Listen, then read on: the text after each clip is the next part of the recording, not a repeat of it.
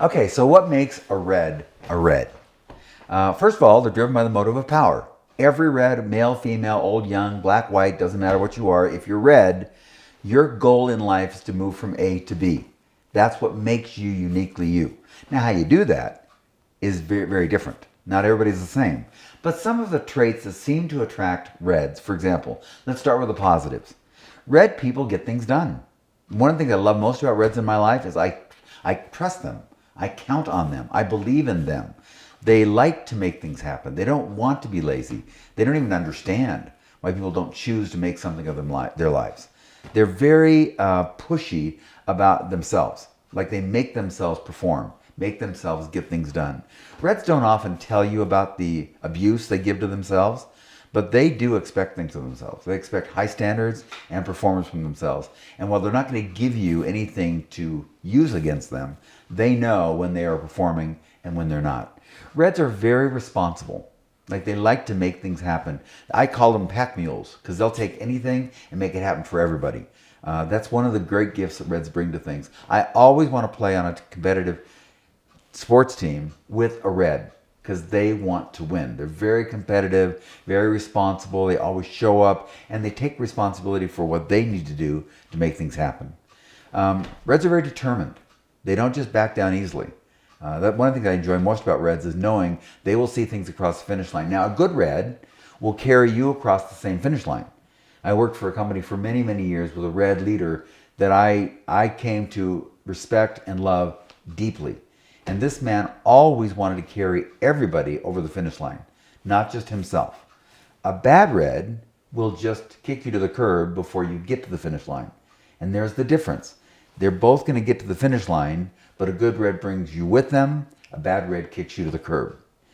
So some of the negative, one more positive. One more positive about Reds is their confidence. I love the way Reds, like they go to a job interview and they're asked, can you do this? And they always say yes. They can't. There's no way they know how to do that. But they'll go home that night on YouTube and find a way to do it. They'll make themselves know what they need to know to get the job. The goal is to get the job. But they're not going to tell you about their flaws in the process. And because they make things happen, they're confident. And that's the essence of how you build confidence, is to watch Reds, because they do. Now the negatives. Reds can be very much about themselves. Probably the hardest teenager you'll ever raise is a Red teenager who's very selfish at that age and then also Red. So they think they're always right. It's like in the DNA. Honestly, Reds believe they're right. Now, often they are. That's what's ironic. They pay a lot of attention. But there is such a thing as a dumb Red. So they're dumb, but they're Red.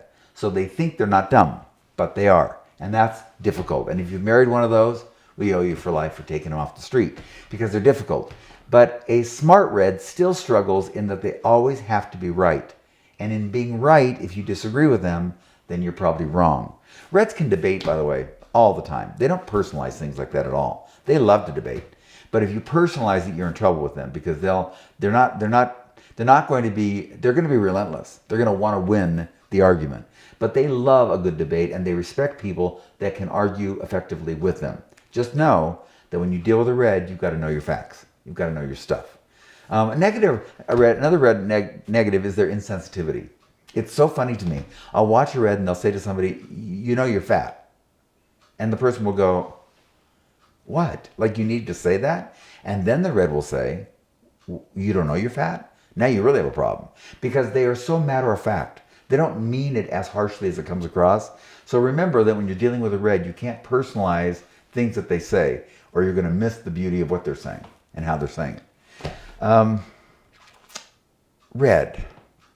What do I like about Reds? I like them to lead. I like them to get things done. I like them when they speak their mind. They're assertive. They tell me what they believe. I'm never wondering what a Red is thinking. What don't I like about a Red? I don't like them when they're selfish. I don't like them when it's always their win at my expense. I don't like it when a Red is rude. When their time is more important than anyone else's. They'll come late because their time is more important than yours is. I don't like it when a Red is condescending. They think they're smarter than somebody else and they talk down to them. There's so much about Reds. By the way, just so you know, for me personally, when I wrote the color code, they were the color I struggled with most. Today, I don't have a red I don't enjoy, like, or get along with. What's changed? Not the red, me.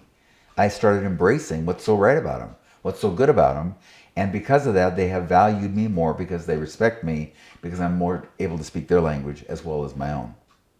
That's red. So how did you like today's video?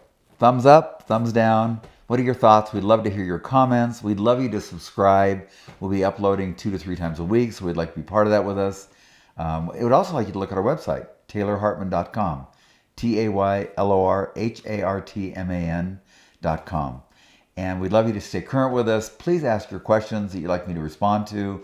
Happy to do that. We're going to have a lot of fun together. Thanks for today.